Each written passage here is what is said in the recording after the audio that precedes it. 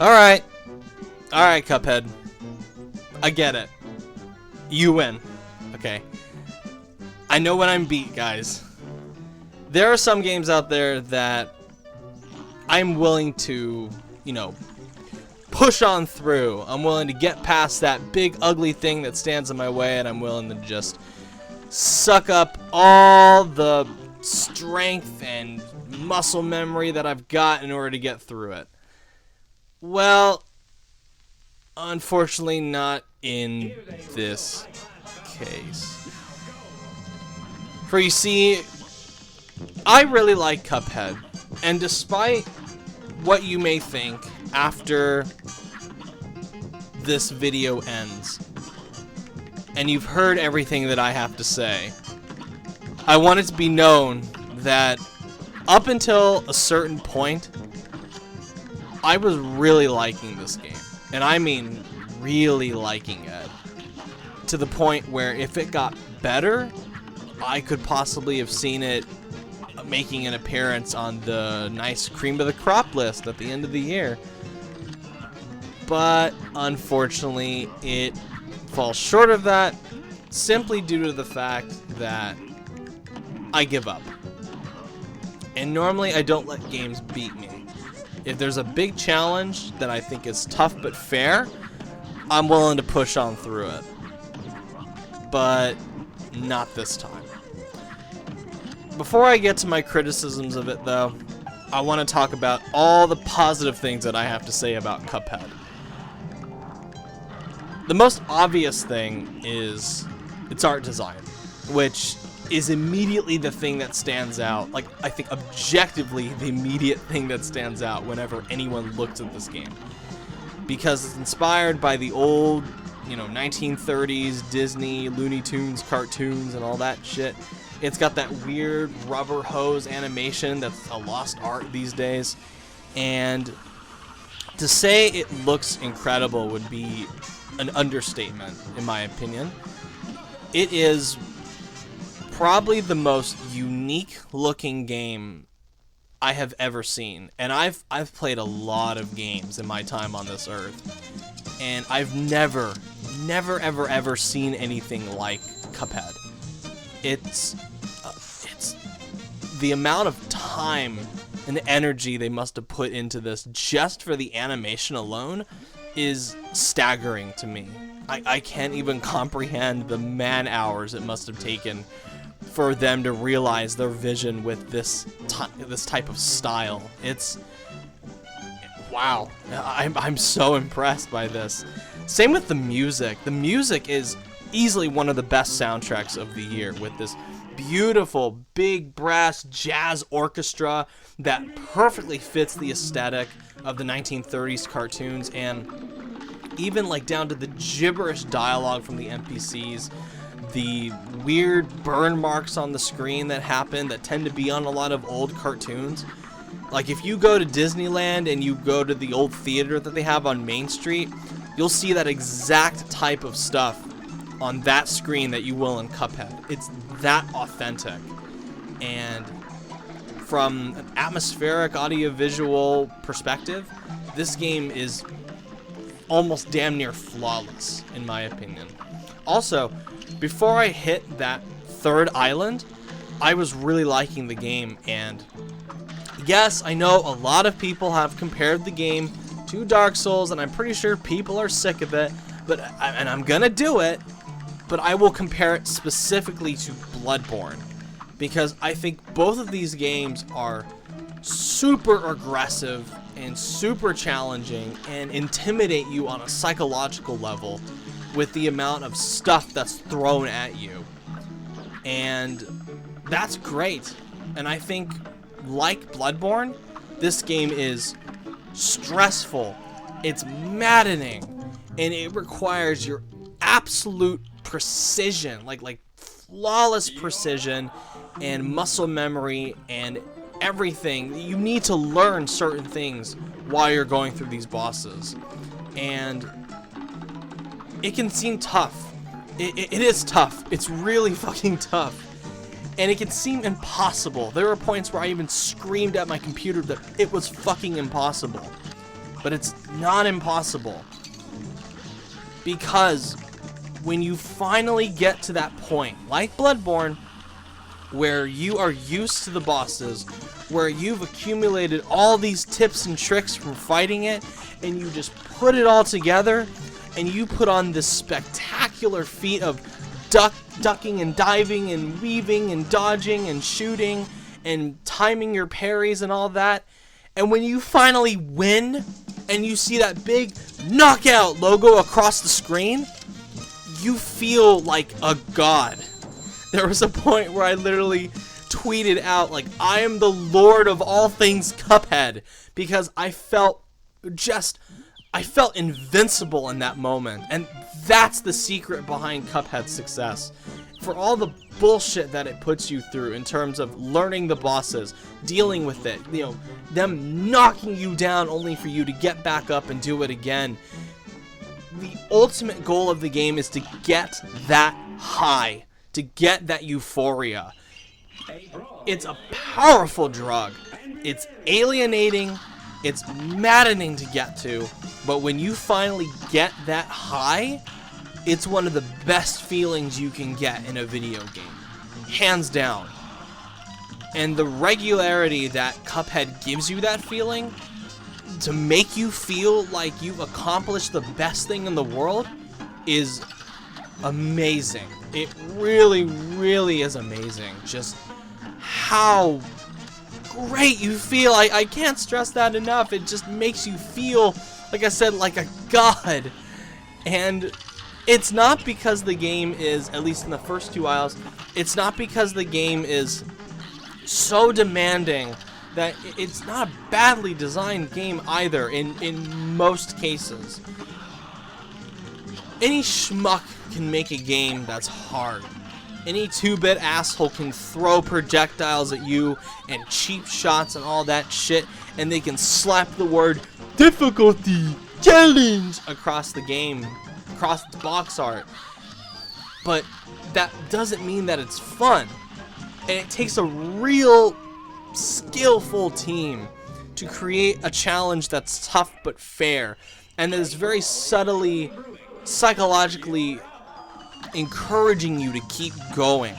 Every time I saw the bit at the end where I got so close to one checkpoint, or I got so close to one flag, or I got so close to beating the boss, it gave me more motivation. It gave me so much motivation to keep going. And I loved that. And the real reason to keep going through these bosses, too, one of the big reasons, is that you want to see what weird, fucked up shit they morph into.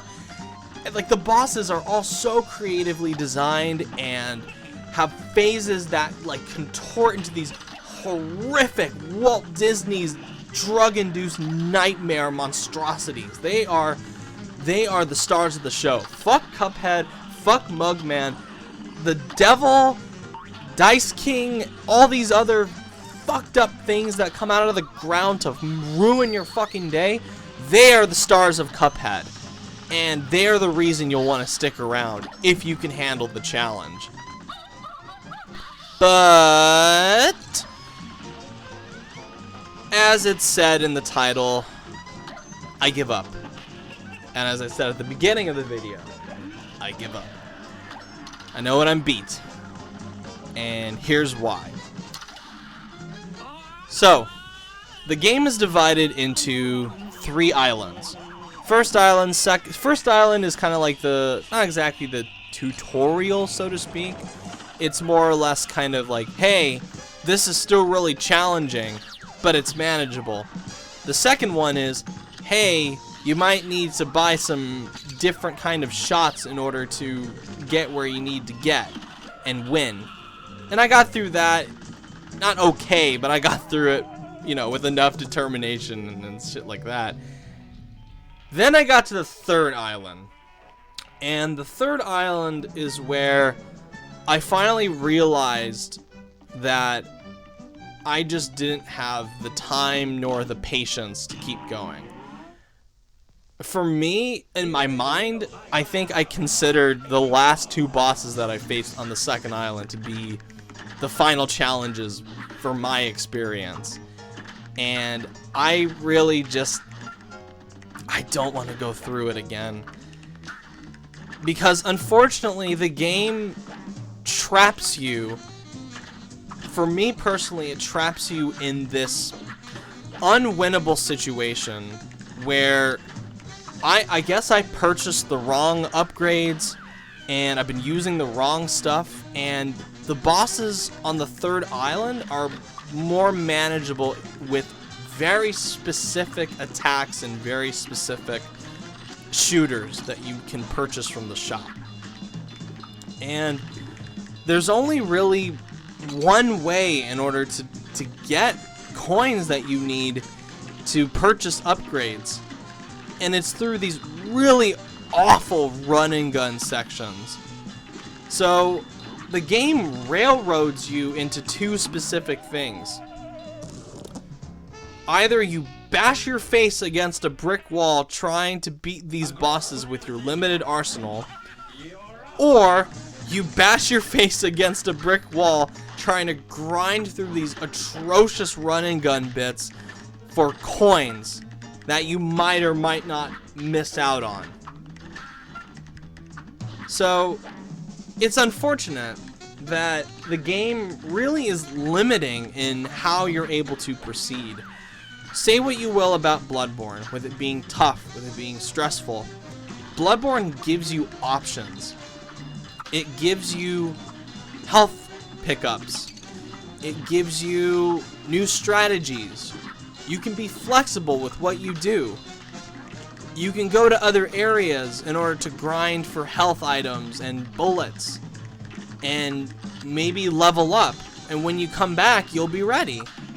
But there really isn't anything like that in Cuphead. And I know that was the specific intent of Studio MDHR, but for me, it just wasn't fun after that point.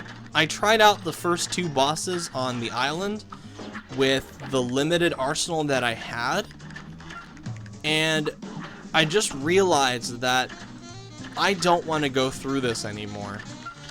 And if you're one of those people that is like, well, you need to get good, or fuck you, scrub, you fucking casual, you can take that shit somewhere else and shove it up your ass, because I enjoy a good challenge. Hell, I love Bloodborne. Bloodborne's one of my all-time favorite games, and that game is fucking hard for people that aren't used to this kind of stuff. It's hard for me, and I'm used to this shit. But there isn't a lot of flexibility in Cuphead. There aren't a lot of options.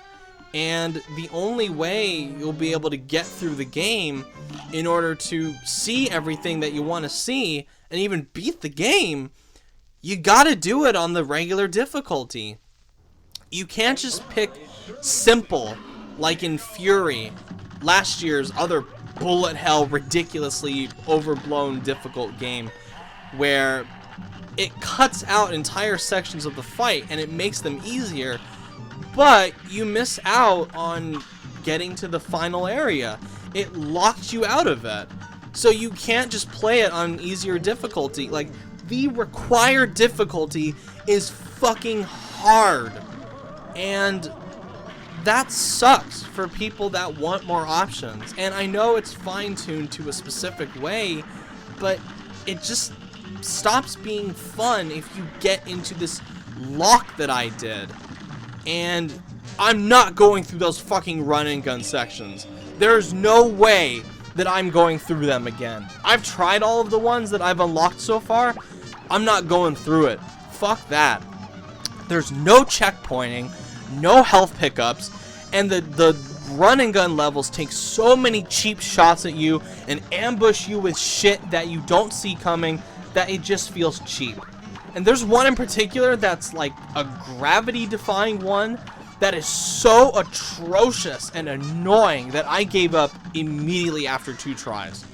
I just looked at the screen and went, I'm not fucking doing this. And that's the only way. That's the only way you can get the shit that is actually useful. You grind for this stuff. You grind for the health pickups. You grind for the coins. You grind for these extra different kind of pea shooters with more damage, just so you can grind against the boss in order to beat it, just so you can grind against more bosses, just so you can grind. And you see where I'm going with this?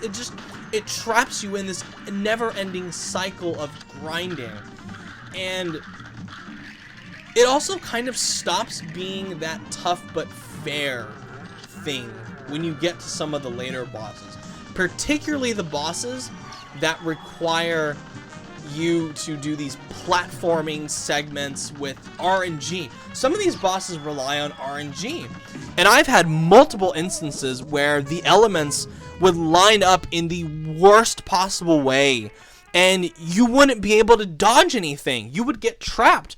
There's no way to get through them unless maybe you have a specific upgrade, and even then, the game doesn't tell you these things. It leaves it for you to figure out, so it makes you go through bullshit in order to learn. And not the good kind of bullshit where you're able to, you know, get down muscle memory and it's like, well, if I do this and then if I apply this strategy. No, some of them are just unwinnable. If you go into a fight with 3 health points, it's very possible that you'll get 3 situations where you can't dodge something. Take, for example, this oh my god, the fucking dragon boss fight. And you guys will know exactly which one I'm talking about if you've played the game, where it will do this thing where you have to platform from cloud to cloud, and it's not just one standard surface that you're on.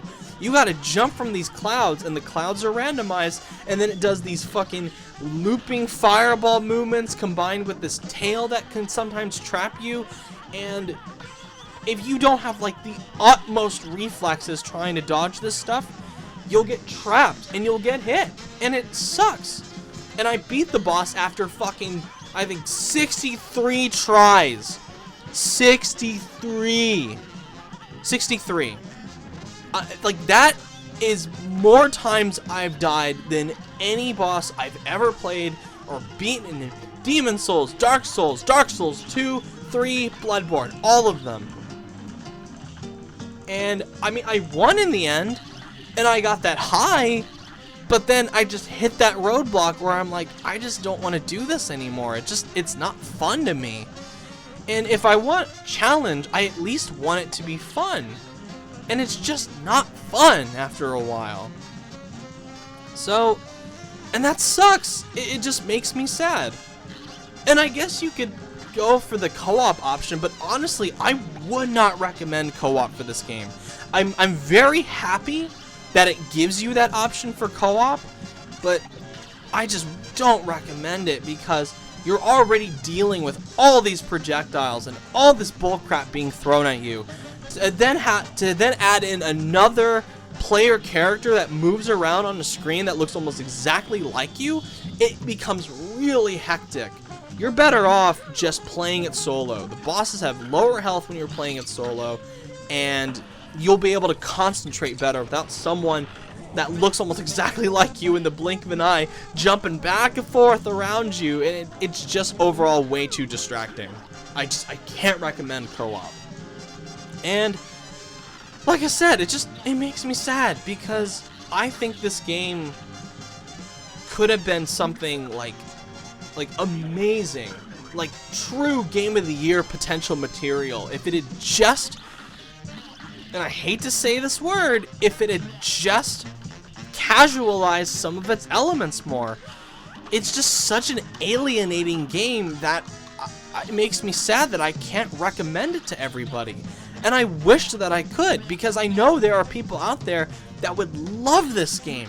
I would absolutely love it if there was a different option for, you know, checkpoints and health pickups, something a little bit easier, but it's just not there. And even for me personally, with the difficulty being that it is, I just don't want to do it anymore.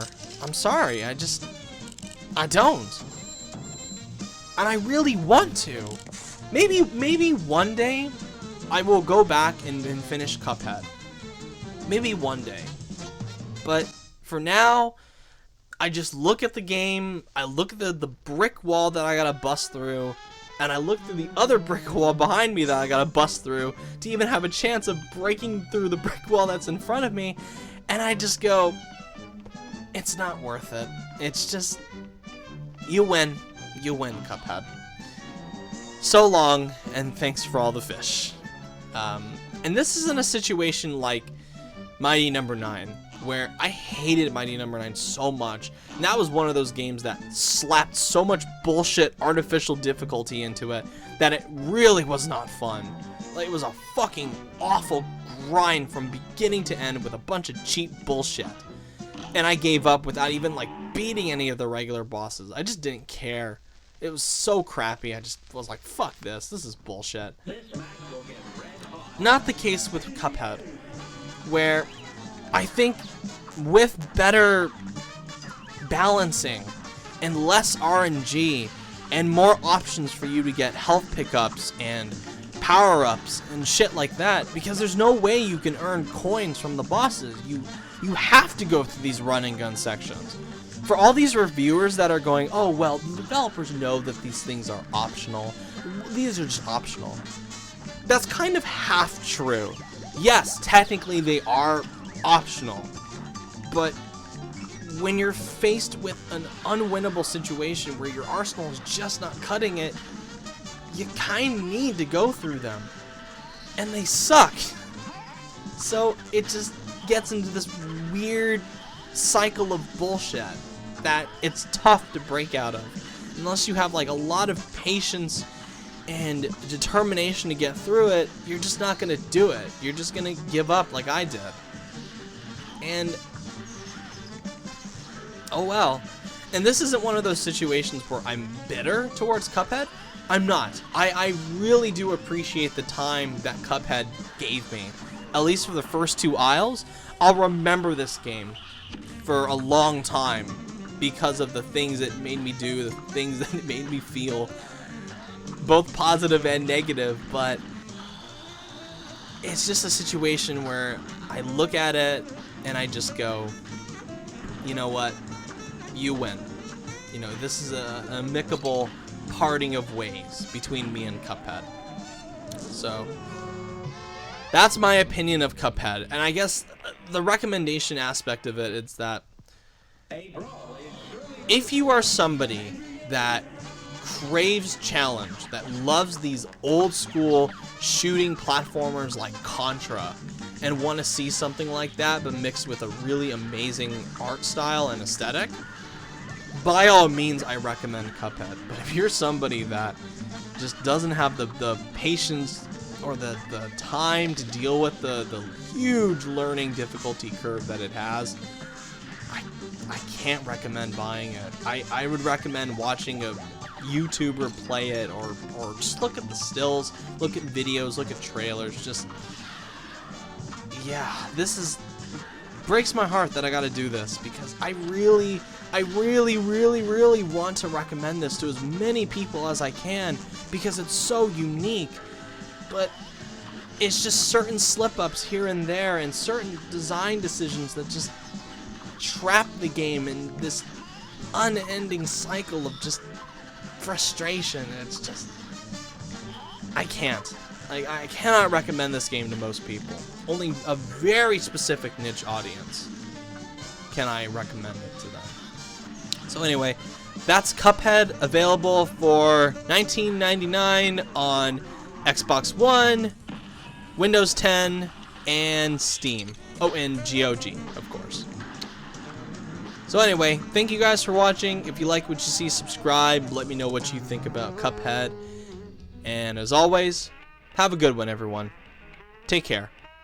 Hi-dally-ho!